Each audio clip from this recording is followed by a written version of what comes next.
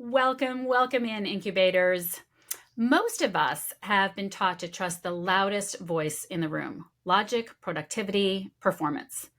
But what if the clearest truth, the kind that changes everything, comes from a quieter place inside you? Today, I am joined by Dr. Helané Wahbeh, Director of Research at the Institute of Noetic Sciences, to explore the noetic signature, your unique way of receiving inner knowing. We talk about how to recognize it, trust it, and yes, even what happens when that inner wisdom begins to feel like it's coming through you rather than just from you. From intuition to channeling, this conversation spans science and soul and offers a roadmap for reconnecting to the wisdom that's always been there. If you've ever thought, I've done all the work, why do I still feel disconnected? This episode will help you stop outsourcing your truth and start recognizing your own signature, your own signal.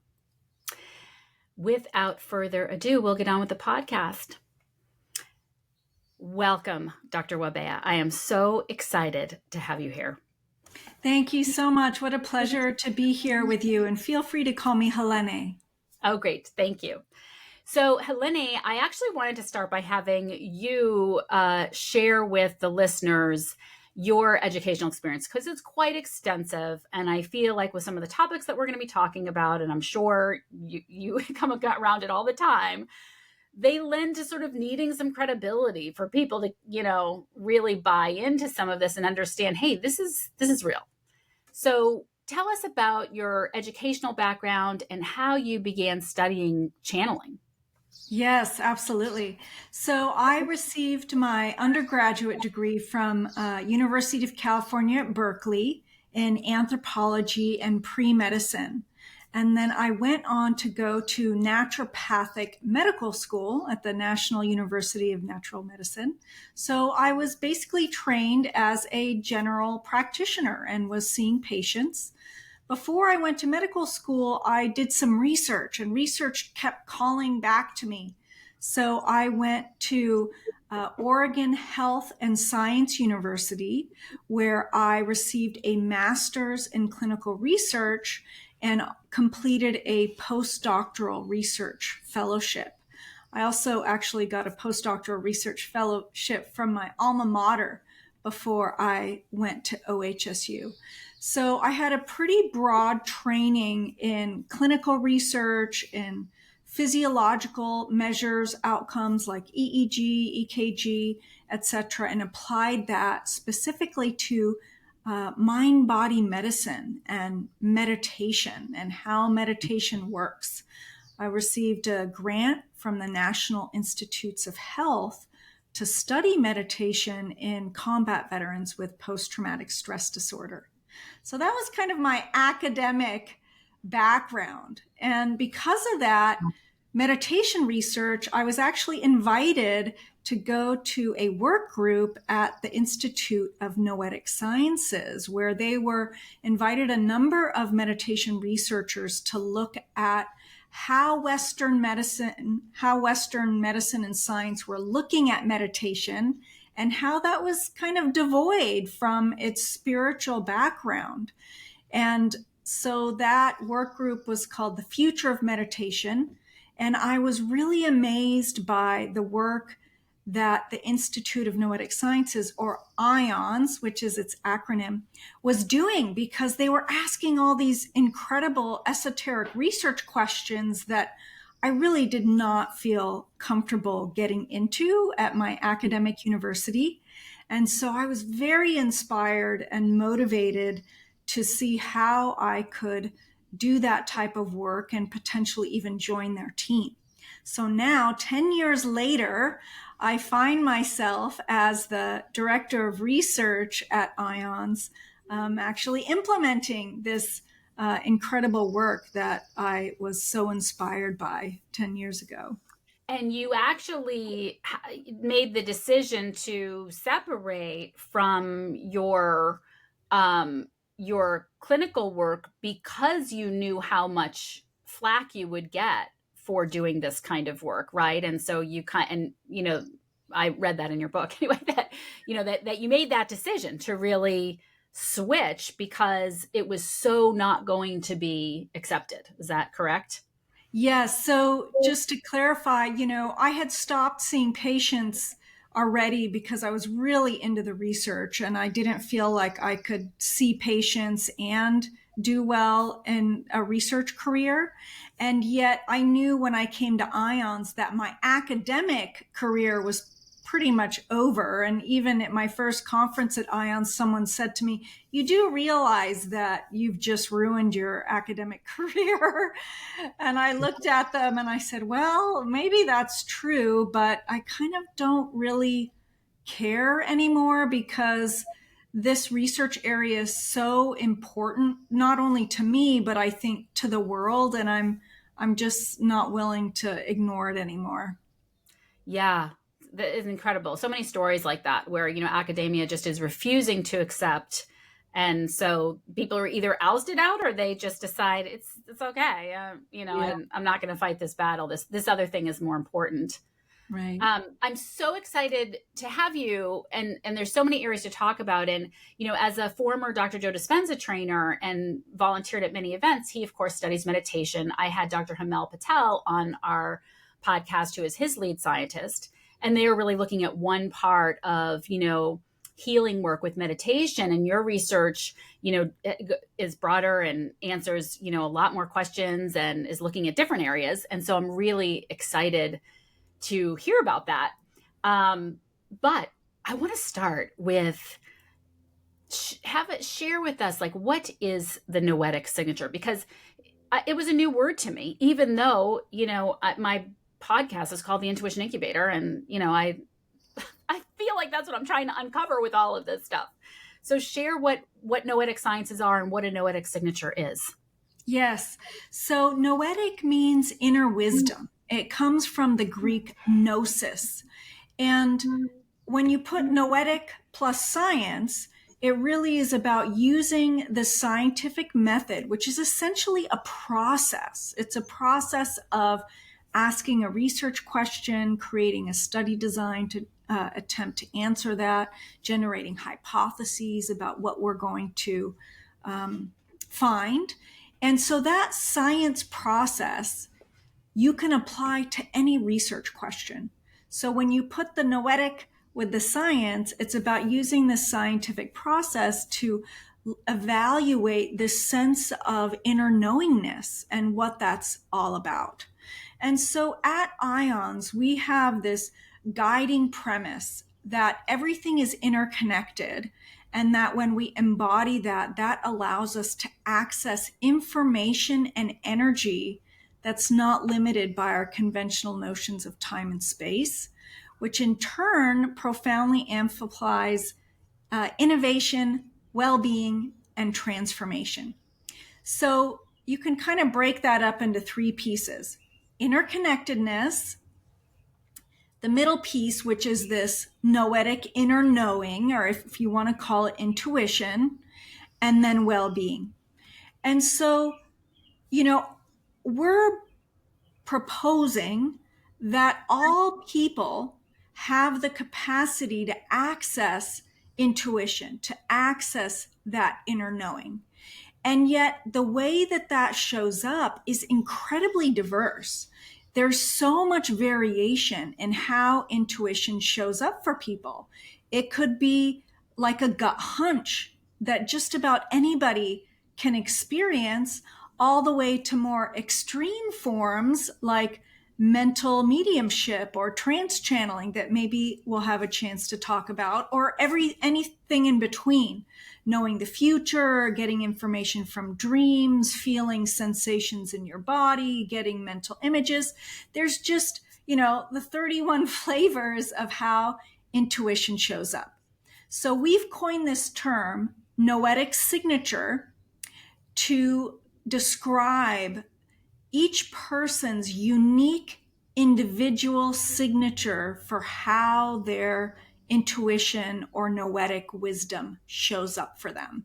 And to me, the most important message in that is that everybody's unique, and your intuitive signature is perfect how it is. It's not better than or worse than anybody else's. And how do we shift our perspective from, comparing the person next door's intuition compared to ours, to switch it to, well, how can I be open and curious about my own? How does my noetic signature show up? How do I perhaps strengthen that? How do I call it more into my daily life, etc.? Oh my God, this is so amazing because, when I started this podcast, I literally said, I'm using intuition as a big umbrella. I want to talk to everybody who gets a gut hunch, to people who are hearing and seeing things. And that's kind of the range of guests that we have. And it's like, you can kind of speak to all of it. So it's really exciting. And I love that you said comparing, because I think when you're in the higher consciousness world or the meditative world, or maybe you're just curious, like I am, like you see someone who can channel things, or who can, like I have a colleague, who, she literally sees all kinds of things, like everything's happening.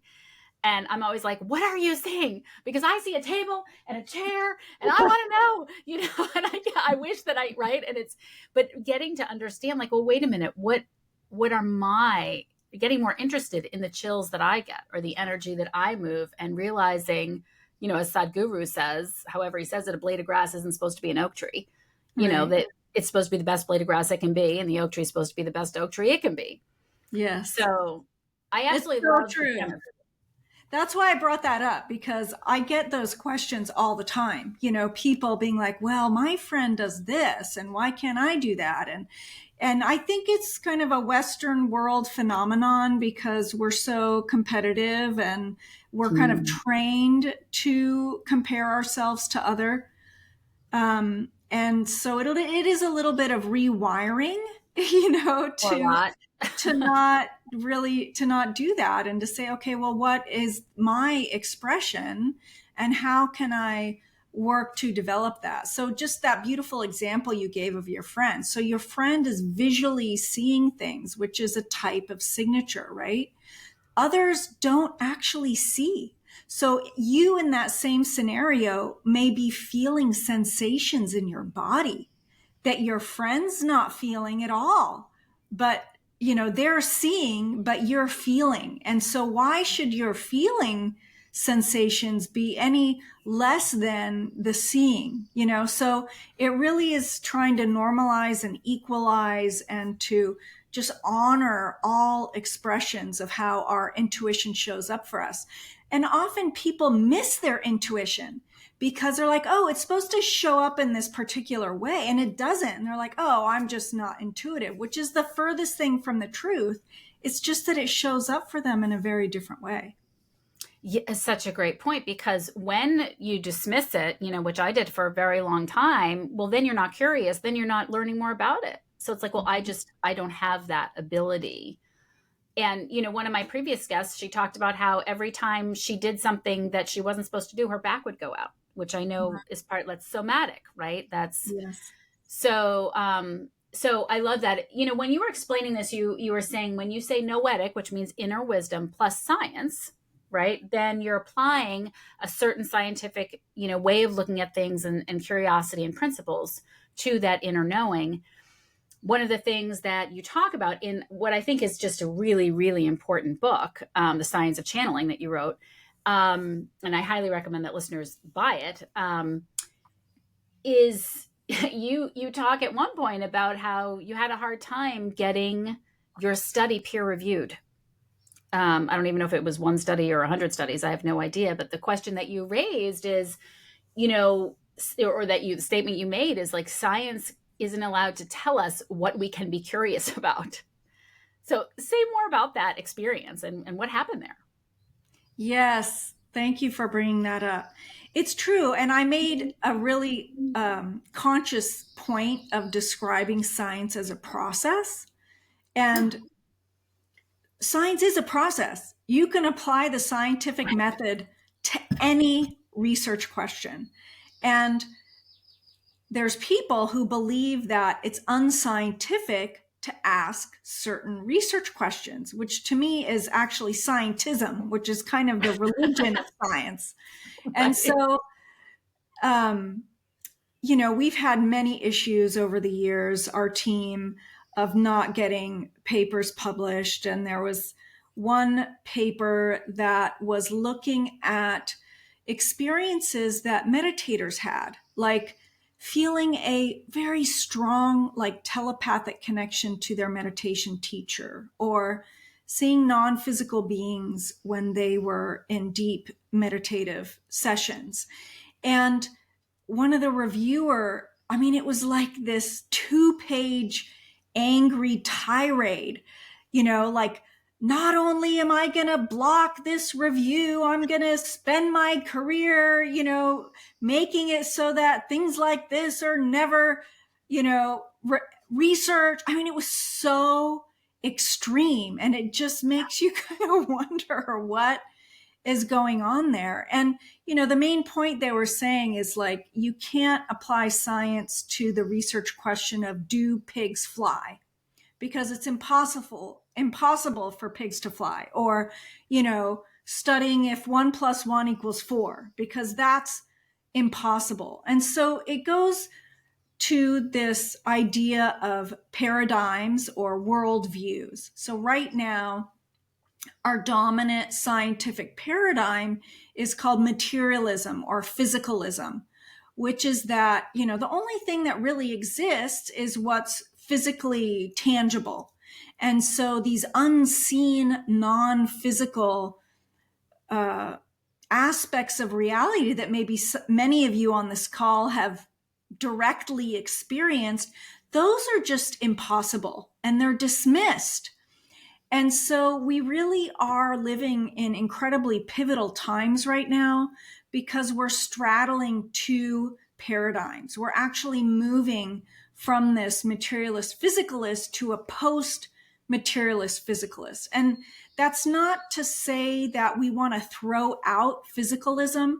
It's actually explained so much of our reality. I'm viewing it more as an expansion of. We take that physicalism and then we say, okay, this explains a lot, but what other models do we have that explains the rest of the phenomenon that we are actually experiencing?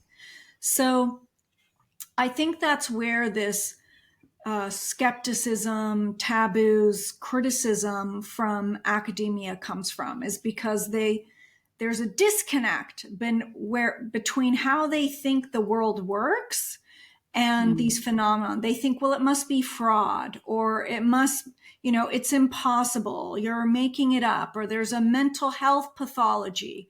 I also think that there's a lot of that driven by fear.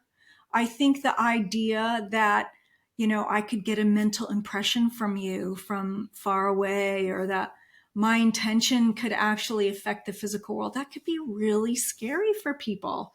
And it just brings up a fear response, and then they fight it. Or they think, oh, well, if physicalism isn't real anymore, then I'm losing my job, So that's why I try to talk about it expanding rather than just completely going away.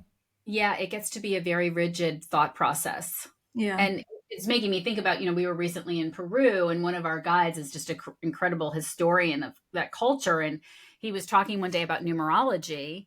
And so when you were saying 1 + 1 = 2, like, done, law, like, Yeah. well, no, actually, there's a different mathematics. There's a completely different way. If you count 0 as one of the numbers, then it's a totally, I didn't understand all of it. But the point is that we look at it through this one view, Yes.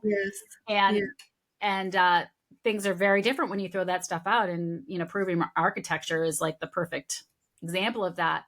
But to your point too, people get very angry. I know that Eben Alexander wrote your forward, and I interviewed him actually, and it was such an interesting interview. And I have a personal group that I'm part of, and some of the people there are really aging, and I thought, well, this might be really interesting to them, because I grew up being told dead is dead. And I've said that before on this podcast, like, dead is dead.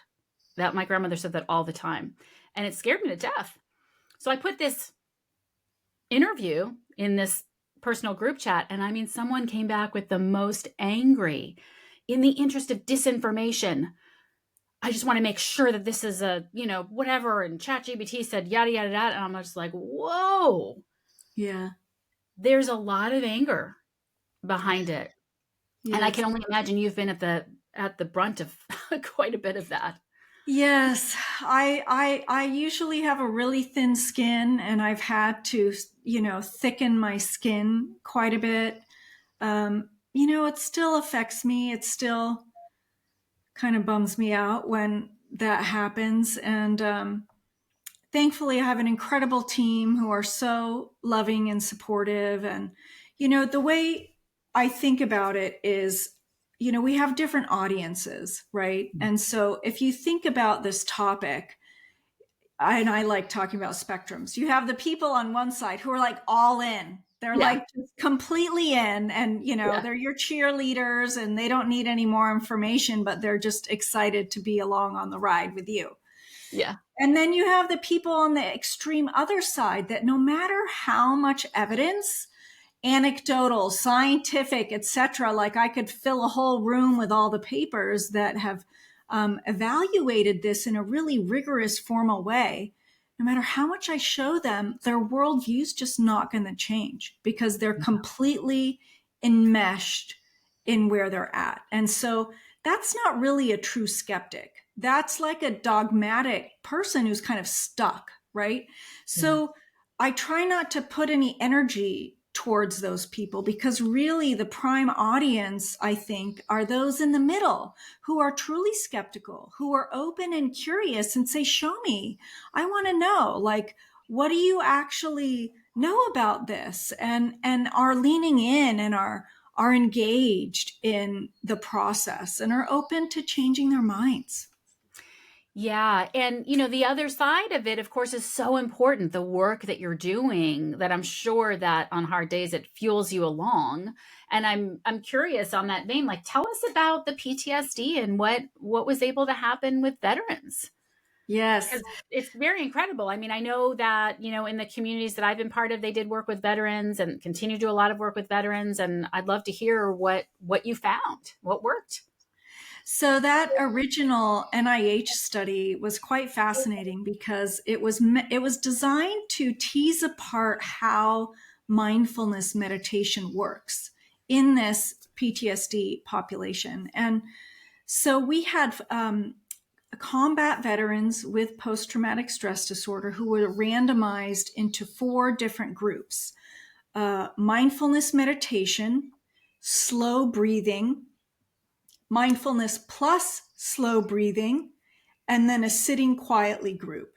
And the goal was to tease apart this slow breathing, which stimulates the parasympathetic rest and relax part of your nervous system, compared to the mindfulness. Because we had already seen studies where PTSD was improving, but it's like, why was it improving? Is it because they're just sitting there in a relaxed state meditating? Or is it something about the focused attention and the qualities of the loving, kind attention that mindfulness brings that was creating the shifts? And so what we found was that all of the groups showed an improvement in these in the PTSD symptoms. So like at that symptom level, all of the groups showed improvement. But when we collapsed the 2 mindfulness groups, we found that the relationship that the people had with their post-traumatic stress disorder symptoms shifted. So let me describe this a little bit more. So on their PTSD checklist, their scores didn't necessarily change more than the other groups, but their relationship to those symptoms shifted. So if they were triggered or they had a re-experiencing, they brought way more compassion to it and they didn't spiral out. They said, oh yeah, there I am triggered again. I'm whole and complete. I'm not going to freak out. I'm not going to go into judging and blaming and criticizing. I'm just going to be present with my triggering. And then it eventually shifted.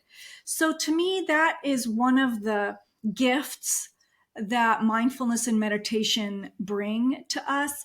It shifts our relationship to our reality and to our symptoms, mental, physical, emotional, etc. So it wasn't this panacea that automatically got rid of PTSD symptoms, Right. but it shifted how they reacted with it, which I think is really quite profound. It is And profound. Yeah, yeah, it's in my community. I'm always saying, like, your personality parts are your parts. They don't go. They don't leave, but your relationship to them changes, and that's everything, right? Because if you're able to sit in observation of something, then you're not reacting to it. If you're right. not reacting to it, then you're not freaking out internally. You're not throwing it up externally. You're not whooping everything up.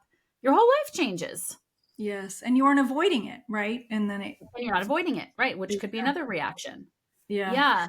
So since then, we've done a few studies at IONS actually with lucid dreaming, which isn't Mhm. meditation, but is still a really remarkable modality. And people were trained to have a lucid dream, and then they would face their fear, their trauma, or whatever it was in the lucid dream state. And Oh, we wow. saw a significant reduction in their post-traumatic symptoms from that lucid dreaming work, which is quite powerful. Wow. So, how do you teach someone how to have a lucid dream? And explain for people what a lucid dream is for anybody who doesn't know. Yes. So all of us dream.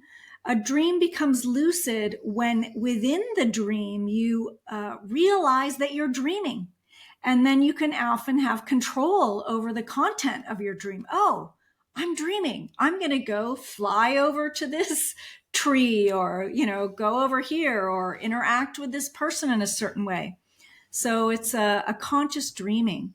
And we have partnered with really incredible, powerful teachers who teach lucid dreaming. And it's a lot of education about the dream state in general.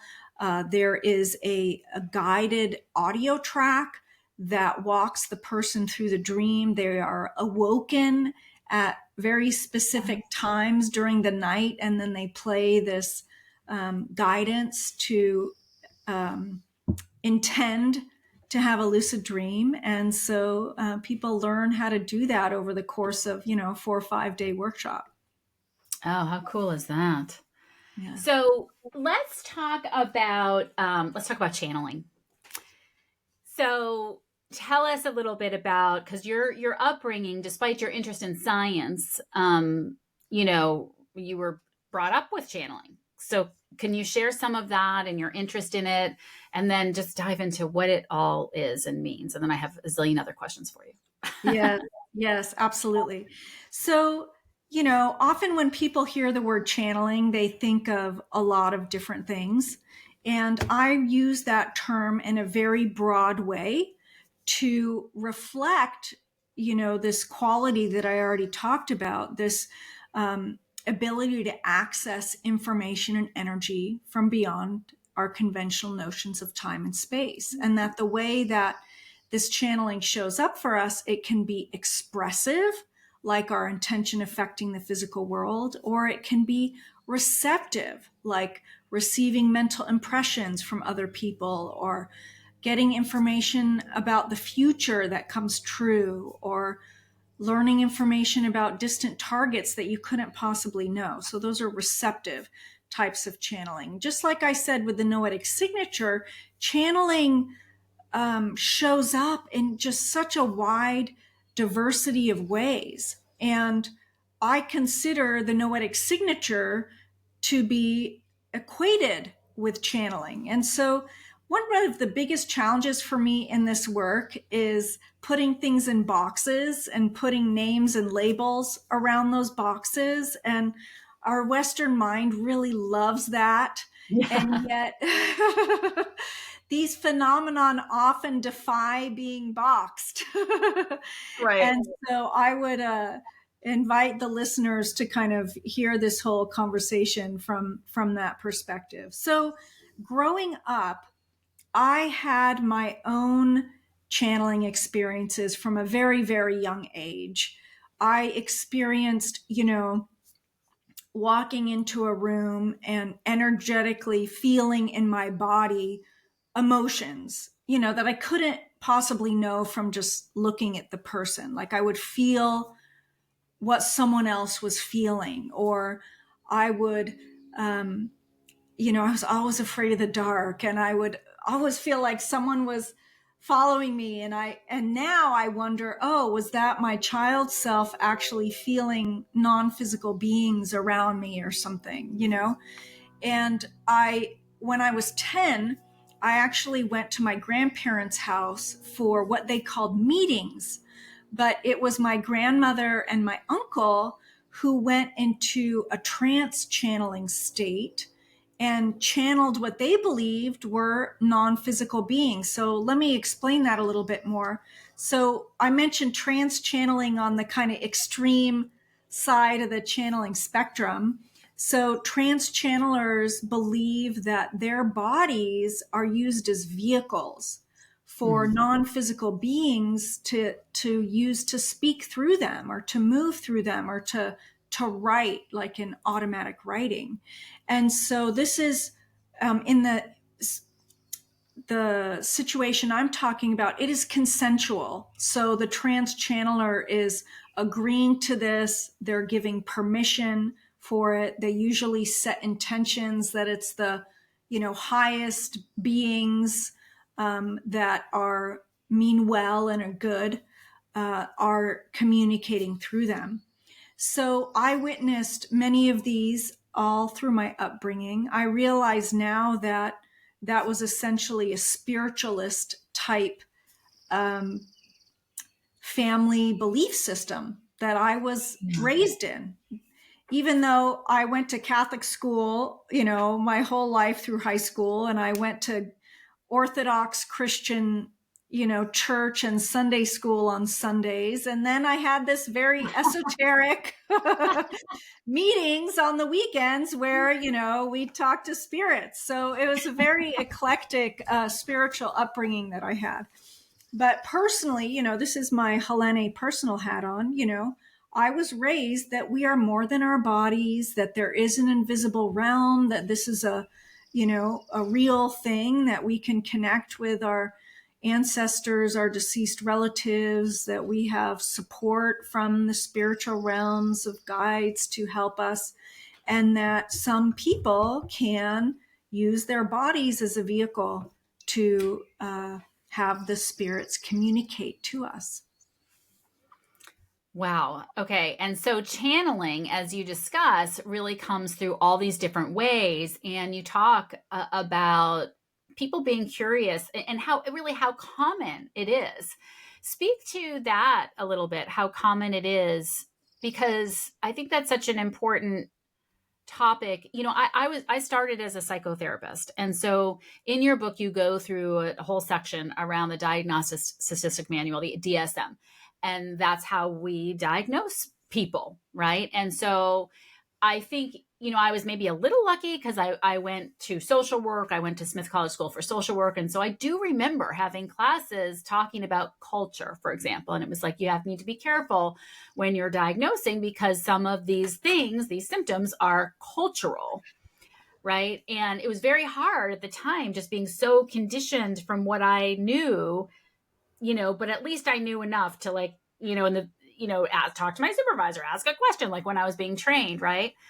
But because many people would think, well, these are just psychotic symptoms. And like right now, back in my day, bipolar was the big diagnosis. It was exploding. Everybody was bipolar, everybody was ADHD. Now everybody's multiple personality. And so I'm wondering, if you can share a little bit about, all the different ways that channeling can look like, how common it is. And, you were pretty clear that it's not the same thing, but could be easily misunderstood. Yes, absolutely.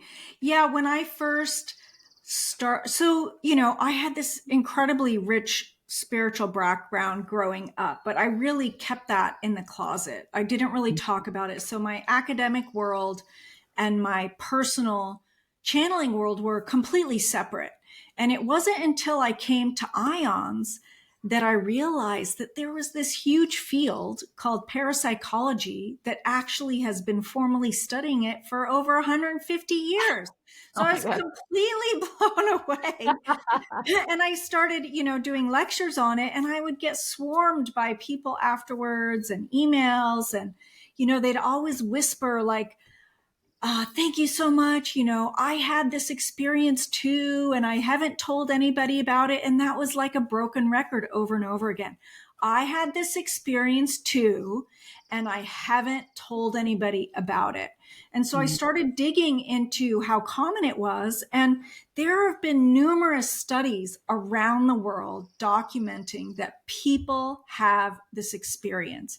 It is not rare at all. And so Mm. I thought maybe there's such a strong taboo because it's this completely rare experience, but that's the furthest thing from the truth. In fact, if you are in a room of 10 people, 8 out of 10 people likely have had some type of channeling experience. But do they know it? Do they recognize it as such? Well, they may not use that word, but Yeah. I talk about in the book about how to engage people in conversation around it. You don't say, oh, you should blah blah blah. You get curious and you say, hey, have you ever had an experience where you had a gut hunch that came true? And then people get really excited when they are given permission, and then they're like, yeah, this happened to me. And then it just goes on from there. Often they have story after story about unique experiences that showed up for them. Right now, sorry, this is a bit of a tangent, but we have a project called the NEXA Noetic Experience Archive Project, where people are welcome to go to our website and they actually enter in their anecdotes, these remarkable experiences that they've had. Because we have emails of people wanting to share their stories, Wow. and we wanted to honor that and have a way for people to acknowledge their experience, and then that's available for researchers. So this whole idea of anecdote as a precious, honored, subjective experience, I think is really, really important. So anyway, it's so common. I'll just leave it at that. And then in terms of the mental health piece, the other thing about the taboo is, oh, well, because this doesn't fit our paradigm, because this is actually impossible, then if you're having this experience, there must be something wrong with you. Mm. And you have a mental health condition, right? Yeah. That's another reason why people don't want to talk about it. They're afraid that they're going to be labeled crazy, in Yeah. quotes. I don't like using that word, but that's the fear. And so I think it's really important to acknowledge that for the most part, having these intuitive channeling, noetic experiences, whatever you want to call them, is usually not a mental health pathology.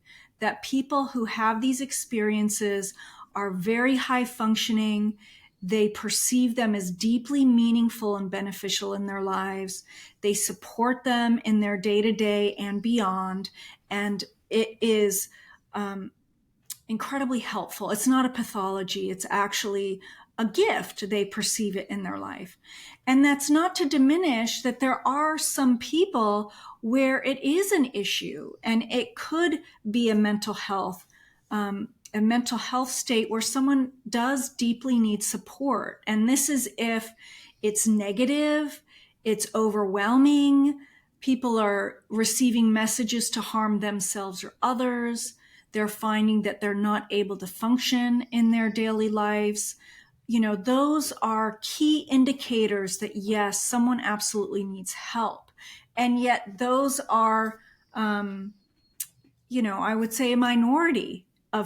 in terms of the vast realm of people who have these experiences. And just to say that because it's a minority doesn't mean it's not important. And anyone who's listening who would be in that area, that there is absolutely help for you.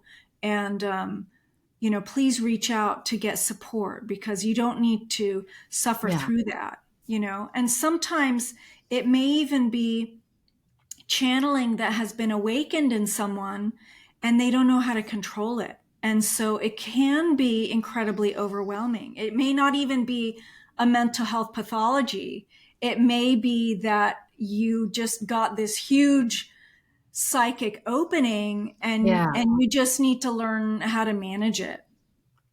Yeah, and I've talked to a lot of people like that. So tell us about, let's talk about all the different types because it's, I think, when you grow up, the way that so many of us have, we don't really like, oh, gee, yeah, that chills or whatever. And, oh, well, moving on, maybe I'm getting sick or, something, or, um, help us understand like what are all the different ways that channeling can show up for people and why Yeah. do they want to know why should we know? Yes. So that brings us back to the noetic signature. And before I dive into this, because I'm not going to be able to cover everything, I want everyone to know that we have resources on our website at noetic.org. We've done multiple formal studies on the noetic signature where we've mapped out 12 different noetic types. And so you can take a questionnaire that helps you discover what Mm, your noetic signature types. And we have multiple papers and resources on our website that kind of walks you through each one. So let me awesome. just give a few highlights of them.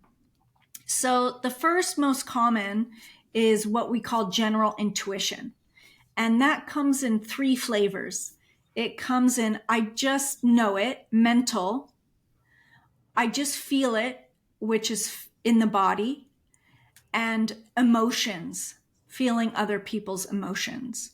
So that's kind of the general intuition piece. And most people have had these experiences in some way. And yet some people might, they call it get a download. Like they just Yeah. automatically, I just know this is true. I don't know how I know it's true. I just Yeah. know that it's true. And it's a mental cognitive knowing. Other people say, I just feel it. I just feel that this is going to happen, you know, and that's more embodied. And then the emotional is about emotional awareness and being able to know other people's emotions. So that's kind of the general intuition one.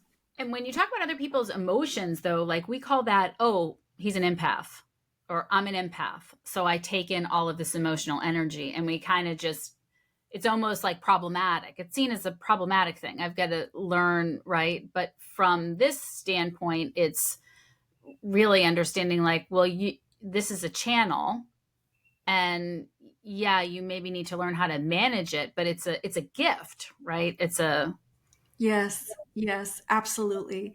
And yeah, I would invite people who, when they hear that word empath, to change their filter of it being negative, because I really do think it's an incredible gift. I mean, what an amazing capacity to be able to feel deeply what someone else is feeling. And I myself, as am an empath, and I will also acknowledge that it was incredibly challenging when I didn't know how to manage it. And so it's imperative to dive into that world to learn how to manage it for yourself if you feel that you're an empath. But it is an incredible gift yeah. that just needs a little bit of awareness.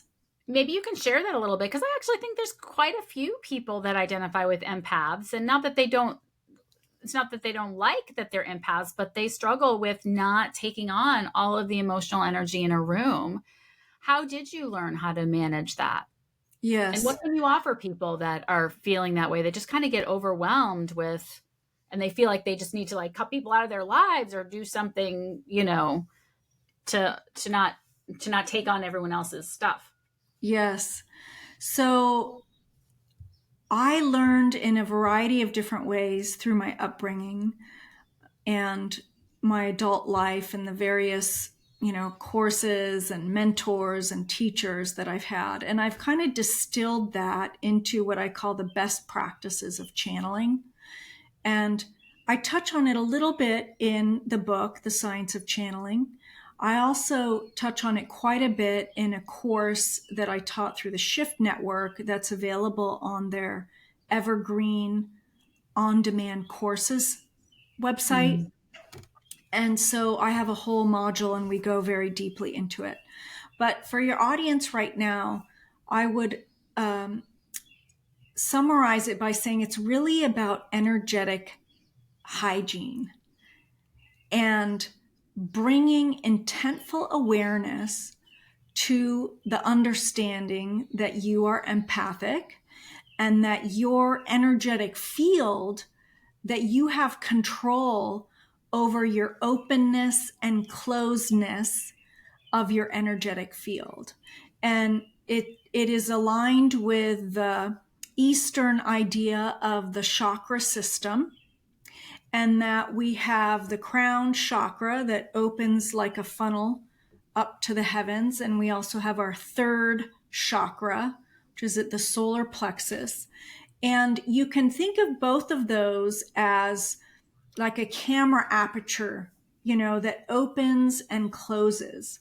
And so if I'm at home about to do a channeling state, I work with my energetic makeup to open it, because I want to be able to receive as much information as I can about whatever I'm going to be asking about. But if I'm leaving my house and I'm about to go into a large crowd, I bring intentful awareness and I say, okay, zip up, and I close it all up. And I sometimes, if I'm going into a potentially toxic emotional area, I'll even just, because I'm very visual, I'll envision like a really thick boundary between myself and others. And, I teach my children this. Anyway, it's so, so important. And I want to stress that it's not necessarily about the specific technique. What's most important is the intention. So even just acknowledging I'm an empath, my energetic hygiene is important. Let me figure out whatever works for me to envision that and set that in stone. People imagine putting on a raincoat, or, it's like, okay, I need an umbrella because it's raining. It's just like a tool that you engage in, and it has to be engaged in daily, regularly, and adaptively depending on the situation that you're in. Yeah, I love that. I think that's really, really helpful. I love the visual and this idea of intent, right? Because I think a lot of people just feel like, well, this is the way I am, and like, oh no, that's all there is to it. And yeah, I was just reflecting on, even being in ceremony and watching someone go through a process and knowing that I'm going to be going into ceremony like shortly after or whatever, and being really intentional about holding space, but just being aware. Yeah. There's my energy and there's their energy, Yeah. and the twain shall not meet in this moment because Yeah. it's not a good idea right now. Yeah. Yeah. And, some people will say, they'll kind of criticize that. And there's kind of two camps, right? Because some people will say, well, if we're all interconnected and we're all one, like, what are you protecting yourself against? Like, why are you needing to block someone, or, block this negative energy or whatever? And I personally ascribe to this idea that we're all one. And we live in these physical bodies with nervous systems. And there are qualitative differences in the energies that we interact with. And it's not that we are saying, oh, I'm better than, or, oh, I don't want to touch this goobery energy, or, oh, it's going to harm me in some way. It is like that putting on the raincoat or bringing the umbrella. We're just caring for ourselves in a way that supports our body and our nervous system. And, people will get burnt out. I mean, deeply empathetic people, if they don't learn how to manage their energy, they will get sick. Yeah. Oh, yeah. Yeah, it's such an important conversation. And I can tell by your answer that you come up against a lot of black and white people who take what you said and dump it in a box. And you've got to go out of your way to say, this isn't what we're saying. Like, I feel you. I feel you. Speaking of empathy. But to your point, too, another thing that happens, I think, when we don't do that is that it becomes very difficult to intuitively know what it is we want and don't want, right? Like I talk about that all the time with people because they're struggling to not realize that not absorbing someone's feeling doesn't mean that they don't care. Right. Like they can't hold space or they can't be empathic without absorbing what's happening. Right. So I think that's a beautiful point. I want to talk about belief because you talk about belief in your book, and I love talking about belief because I think it's one of the things that personally I've struggled with so much. And I see people all the time who recognize that, yes, people can channel, recognize that, or they know intellectually, that there's all these realms and believe it, right? But it feels like those other people can do this. I can't, kind of back to that thing, or other people can heal themselves. I can't. And so speak to, your personal experience and your studied experience about how belief impacts and how people can help themselves believe more. Yes, yes. Belief is one of the strongest predictors for having channeling experiences in the laboratory and doing well on tasks, and also having spontaneous anecdotal experiences. The belief that channeling exists and that they themselves can channel. And so you spoke to a very specific case in which someone believes that it exists, but they're like, no, I can't really do that, which I think is really quite interesting. And perhaps this podcast and, some of the resources that I have on our website will show them, especially about the commonality. This is like a human capacity. We can all channel in some way. And so I think it is a worldview shift from, oh, no, I can't do it, to, hey, maybe I need to just discover my way of doing it. That, it may not be this extra super special on TV, professional, but that my way is particular and I need to discover what that is. And so along with that, I feel that one of the strongest, most impactful things that we can do to strengthen our channeling is to engage in some type of process that clears the layers of the ego or the personality. Because this idea that, oh yeah, it's possible, but I can't do it. I mean, is that coming from some insecurity or some belief system of I'm not good enough, or that would need to be uncovered and cleared for them to come into a place of, no, I am, whole and complete. And this is just part of my makeup. And so let's start exploring that. So I guess it would take a little bit of sleuthing to discover why they don't believe that they can do it. So can you give us an example of what that would look like to clear those egoic parts? Because you speak to exactly the problem, right? That we experience. The mind is such a machine on its own that you sit down to meditate and it's like, okay, I'm open, I'm letting it in. And there's this little voice that's going, yeah, right. You're not that powerful. You're not that whatever. And it feels impossible to overcome. So what would be an example of how do you clear away those egoic parts that are in the way? What's so incredible is there are so many different modalities that people can engage in to do this, like the family constellation work or the Hoffman technique or, hypnotherapy, working with a counselor. I personally really resonate with Cora Light, which has a lot of processing techniques to clear the layers of the ego. And so I don't ascribe to one specific type. I mean, there's so many out there, and I would invite people to earnestly set the intention that the perfect right modality for them right now will present itself to them. And, get on your favorite search engine and start poking around and see which one calls to you, and then try it out. And, nothing's set in stone. You can do one session and be like, that didn't really work for me, and then try another one. But to find some processing tool that can support you in that. And so just to give people a piece of what that might look like, I'm trying to think of an example when I was young.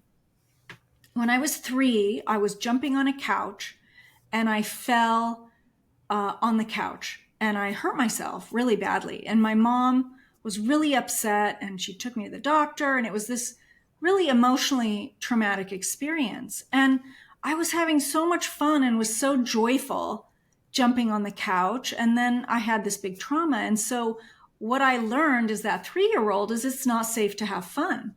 And so through my egoic clearing, I was able to go into that memory space. I was able to see the beliefs that were created at that time. I was able, in my adult self, you talked about parts earlier, which is really incredibly powerful therapy, use that part to then heal that little girl. And now I can have fun. So, I mean, that's just a very simple example.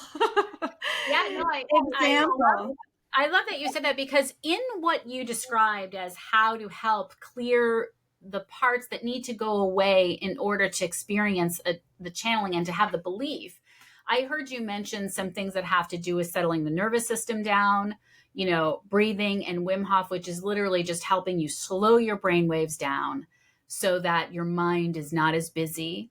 But then you also just mentioned this really other important, piece, which is the depth of, deeper depths of coaching and counseling and whatever, where you're really, in fact, I just had a call with a client before this where she went back to, I took her back to a place and she wound up in a place, and it was such a moment that her power went off. Mm. And the power went off in the house. And then we were both, and she's like, my power went off. And I was like, I guess we hit it, but yeah. This is, but losing that sense of self, however that happens, yes. I think is what you're saying is what really needs to happen in order to get to this higher place. Would that be an accurate? Yes, absolutely. And just to restate it, we all have the capacity to channel. And yet when we do, it comes through the filter of our mind. And if our mind is cluttered by unconscious beliefs, it's hard to discern what's coming from my unconscious, unresolved self and what's coming from my higher noetic wisdom. And so the more that you can clear out the cobwebs of the unconscious mind, the more practiced your attention is to be focused and clear in the moment, the easier it is to discern, what's mine and what's this noetic wisdom. Yeah, so good. So what are some of the things that people experience that they don't see as channeling? What are some of the things that happen that they're just not recognizing that is actually a channeling experience? Like for me, it was chills, it was just like, well, that's nothing. Now I know. Now it's like, I listen. I'm like, whoa, wait a minute. What are I'm so glad you brought that up, because I wanted to come back to that. You mentioned that earlier. So one of the 12 noetic signatures is this embodied sensations and chills or temperature changes or whatever. That's one of the big ones for me as well. You can call them truth bumps or goosebumps or whatever you want to call it. But many people will get this physical sensation when they feel a truth being received. And it wasn't until I started doing this research that I realized, well, not everybody gets that. Mm. But you and I do, right? Hmm. So it's really quite fascinating. Um, some people will receive information in dreams, which I think is quite remarkable, and they may dismiss it. Some people will. This is a very common example. They'll know who's calling them. Hmm. Uh, the phone. I mean, now it's hard because we can see who's calling us, but in the past, the phone would ring, and you wouldn't know. Yeah. Oh, that's my cousin who I haven't spoken to in 5 years, and then it is, and you're Yeah. amazed. There's some incredible anecdotes of twins or other emotionally bonded people who know when the other person is hurt or had something happen to them. Another fascinating thing is we have so many anecdotes of people receiving, like when they're in danger, receiving messages that keep them safe. Let's Hmm. say, the most striking example to me was a woman who was in the car with her children at a stoplight. And, the light turned green and she was about to press the accelerator and she heard very loudly, "Stop." Oh, see, now And I'm she getting chills. listened to it. She listened and she didn't go. And a huge 18 wheeler had run the light on the other side. Oh, And she would have been, her and her family completely killed. And just example over example over example. And so people might not call that channeling, right. but they're actually receiving information from beyond their traditional five senses. Why would she know to not go at that light? You know what I mean? Right. Right. Anyway, there's So is that example channeling after. or is that intuition or is it all the same thing? Well, again, it's this whole terminology box thing. I Yeah. personally use those words interchangeably Yeah. Okay. because we're accessing, again, information and energy that's beyond our five senses, right? So I Yeah. call that channeling. I call that the noetic signature. I call that intuition. Now they're calling it psionics, or, I mean, there's like so many different names for this phenomenon. And Yeah. like I mentioned, I get frustrated because I think it actually blocks the work, that there's so many different terms and there's this desire to keep moving away from the taboos. So, like, okay, let's create a new term that people aren't going to be triggered by. Well, we can't call it psychic or telepathy or mediumship. Let's call it now psionics. That's like a really cool techie name, but Right. it's the same thing. So, anyway, I personally view it as the same phenomenon of our consciousness not being trapped in our brain, not being trapped in our body, of being able to perceive, affect, experience beyond our personal self. So here's the question that I have is it internal or external? Are we who's you know when we're getting I don't even know how to ask that question. When we're getting the information or there are other energies around us, right? It's not always and when you talk to shamans or people that can really channel energies, they're not always nice energies. There's evil energies and there's all these things. How do you look at that? How do Yeah. you understand that? So that's a very common question. Well, what's the source? What's the Yeah. source of my channeling? Where the heck is this coming from? Right. Yeah. And that goes back to the huge conversation we just had about clearing the layers of the ego. Because first we want to know, well, is this just my ego? Or am I getting it from somewhere else? And then if you feel clear enough that no, this isn't from my ego, it's like, well, maybe it's coming from my higher self, right? It's Yeah. a part of me that's beyond my personal self. And maybe that's true. And then some people say, well, maybe I'm getting this from a discrete, separate entity to myself, some non physical being, a guide or an ancestor that's providing this information to me. And the reality is, with the tools we have today, we can't definitively know what the actual source of the information is. And again, the Western mind really wants to know. And so I invite people to just write down what they think it is and then just let it go. And then focus on the content. Is this content supportive? Is it inviting me to cause harm to myself or another? Is it actionable? Is it something that I can test and then see if it enriches my life or hurts my life in some way? To really focus on the content and the discernment around it rather than specifically focusing on the source.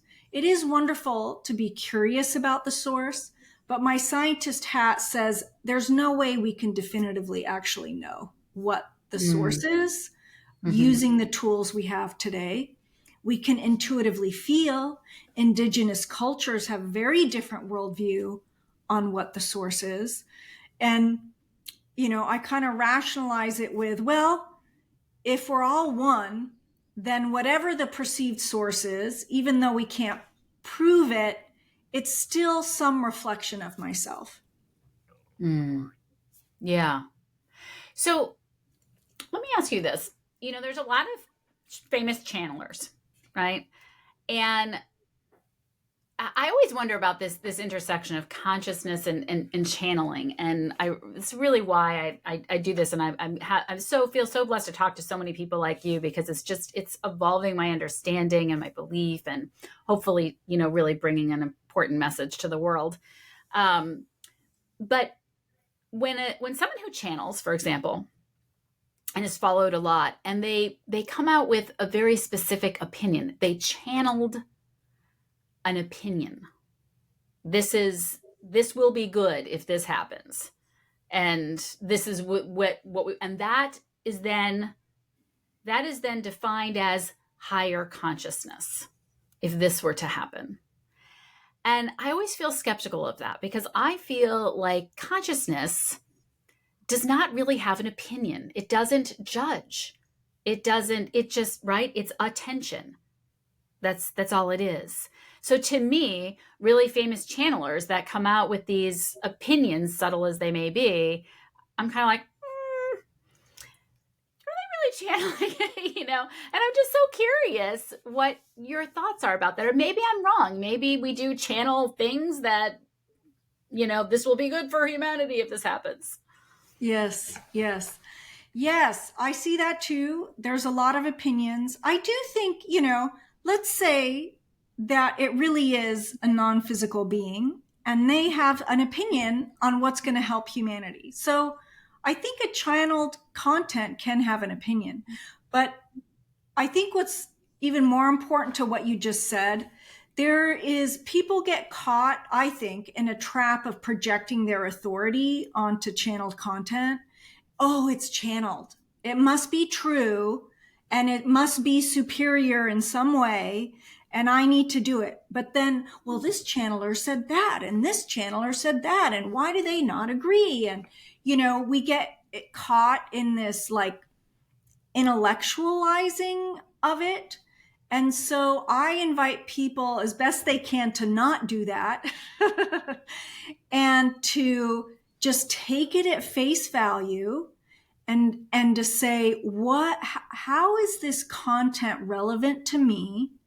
And will it support me in my own path and journey of developing my intuition or developing my channeling?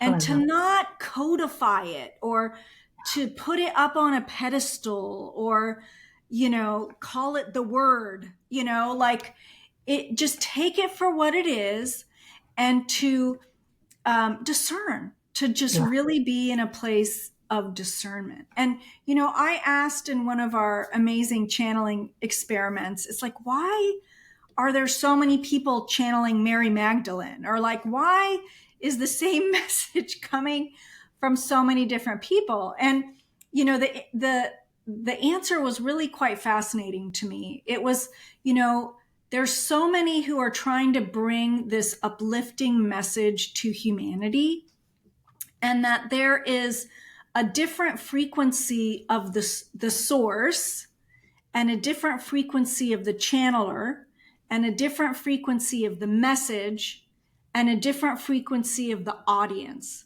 And there are so many different combinations of how those combine Mm. that there's like this just influx of the same message in different formats so that that message will actually come through. And, I see that over and over again. This message of humanity's amazing. We're more than this physical body. We're more than what we think we are. Please stop killing each other. Yes. Please love and be in compassion. I mean, it's not a complex message, but it's Yeah. coming in so many different ways. And, and then there's channelers who are like, well, here's methods to help you, get to that or whatever. Anyway, Well, I and could there's go channelers on that and say, on about that, but oh, I know that, there's such a blind spot around it, because then there's channels that'll be like, well, this camp is the one that's higher consciousness and not blah, blah, blah. And this camp is the one that is doing all the thing. And it's kind of like, well, no, both camps are doing it. yeah, It's all, everybody's doing the same thing to each other, and so yeah, that's exactly why I asked the question. yeah, that rubs me the wrong way as well. And I, for myself, and I invite other people really just to go inward and to take that at face value and to discern for themselves. They may be right, but I think it's up to the person themselves to tune in to, is this really for me, and what is my truth? And that's why it's so important to clear the layers of the ego, because in order to be able to accurately discern that for yourself, you need to have that clear channel that's not motivated by unconscious beliefs and patterns, etc. And one of the really key ways to know that you're not there, or at least one of the steps, in my mind, is that you're not dysregulated. If you're really worked up about something, we Right, know, right? Science can tell us that if you are worked up any which way, your perception's off. right, So if you're feeling super, super strongly, you haven't cleared those right, egoic parts, which I right. think is just a really important message for people.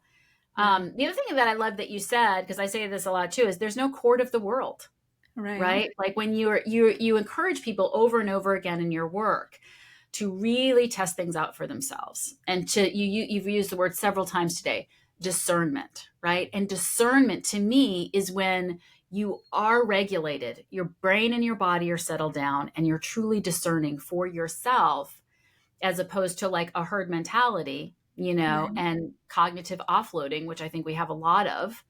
right. Um, and I talk a lot about outsourcing. I mean, we're in the habit. We're just in a habit. We outsource our worth. We outsource our happiness. We outsource all these things.